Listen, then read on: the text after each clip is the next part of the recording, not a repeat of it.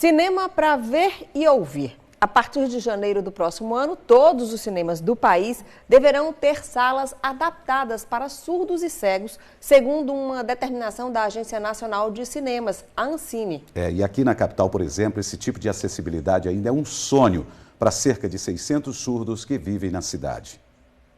Você imagina como um cego faz para ir ao cinema acompanhar a exibição de um filme? O cinema como cultura para as pessoas cegas, se ele não tiver acessibilidade, ele se torna impraticável, porque acontece muitas coisas no cinema que, se não for explicado, ou seja, se não tiver um recurso chamado audiodescrição, para o cego é mesmo que ele não está assistindo nada, ou é mesmo que estarem falando em línguas estranhas para ele, porque nós cegos, tudo nós temos que nos basear pelo que estamos ouvindo. O nosso ouvido substitui os olhos. Não só para os cegos, mas também para os surdos, ir ao cinema é muito complicado. Mas a partir de janeiro do ano que vem, esta situação tem que mudar, por causa de uma resolução da Agência Nacional de Cinemas. A norma determina que todas as empresas que exibem filmes disponibilizem salas adaptadas para surdos, com interpretação em libras, e cegos, com audiodescrição. Vale a partir de janeiro, mas em junho deste ano, os grandes grupos já deveriam ter pelo menos 15% de suas salas adaptadas. No Piauí, os shoppings de Parnaíba, Picos e de Floriano saíram na frente. Floriano só passou a ter sala de cinema em abril com a inauguração do shopping. Mas os recursos que facilitam a acessibilidade da pessoa deficiente visual e auditiva só foi implantada um mês depois. E esse processo de inclusão começa a partir desses equipamentos. É um celular e um fone de ouvido. O aparelho é colocado nesse braço flexível que se encaixa às cadeiras do cinema. Com a ajuda de um funcionário, a pessoa irá definir que tipo de ajuda precisa para assistir ao filme. Para os deficientes visuais, o auxílio vem com o fone de ouvido e a função descrição de cenas. No caso dos deficientes auditivos, a tela do celular dispõe de legendas e um boneco virtual que faz a interpretação do filme em libras. Os equipamentos estão disponíveis para as 3 salas de cinema que também foram construídas com rampas e acesso para cadeirantes. Os equipamentos, eles estão disponíveis a quem quiser?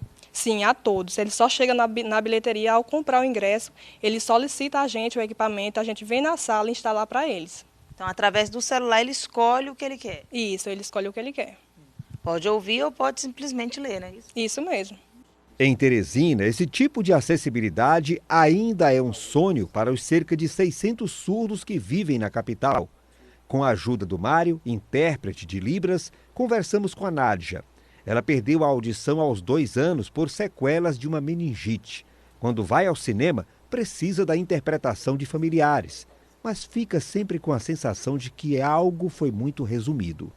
Eu me sinto um pouco limitado às vezes se não tiver legenda no filme, né? E geralmente eu vou acompanhada de alguém da minha família ou algum amigo para poder, quando eu quero assistir filmes que não tem legenda, o que está falando? E sempre fica aquela coisa um pouco à margem, né? Então eu sempre fico perguntando. E a pessoa sempre me responde de forma resumida, tá acontecendo isso em tal lugar. Só que a história, o enredo da história em si mesmo eu não entendo por completo, como as outras pessoas, os não surdos, né? E visualmente eu sou contemplada porque eu estou assistindo o filme, mas em relação ao enredo da história é um pouco mais complexo mesmo, essa interação. O Luan também parou de ouvir por causa de uma meningite na infância e ficou surpreso ao saber que, se quiser ver um filme na telona com a interpretação em libras, precisa viajar para o interior do estado. É um pouco estranho isso, eu nem sabia, na verdade, que no interior os surdos de lá já tinham acesso a esse tipo de ambiente, né? E aqui em Teresina, que é a capital, que tem mais surdos, né? Que tem mais acesso ao cinema, os surdos eles não têm esses ambientes para eles, né? E como que não tem essas salas ainda? Isso é muito triste saber disso, né? E como que faz para que a gente possa estar lutando para que tenha essa sala de cinema adaptada para nós aqui em Teresina. Demonstrando uma preocupação que as empresas vão ser forçadas a ter agora, O Mário produziu e editou uma novela com surdos e para surdos. Quando os surdos chegavam para mim dizendo assim que eles estavam contemplados, primeiro a gente fez algo bem local mesmo, era só como se fosse uma brincadeira, né? Com surdos daqui, eu fui convidando alguns surdos para serem os personagens da novela e eles diziam para mim assim, sempre queriam participar como atores, né? Na escola e tudo, e sempre eles colocavam em papéis marginalizados, né? Tipo, faça uma árvore, eles ficavam brincando assim, eu fazia a árvore, e hoje não, hoje eu surdo sou protagonista, né? E isso é muito interessante ouvir essas falas e que a novela é duplamente inclusiva. Além de ser voltado para os surdos, né, também surdos atores fazem parte disso e eu acho incrível. O Guilherme, um dos atores, resumiu a lembrança que nós, ouvintes, deveríamos ter toda vez que ouvimos e vemos uma produção na tela grande. Bom, primeiramente eu me senti muito realizado de participar como ator da família Silva e muito emocionado, né, porque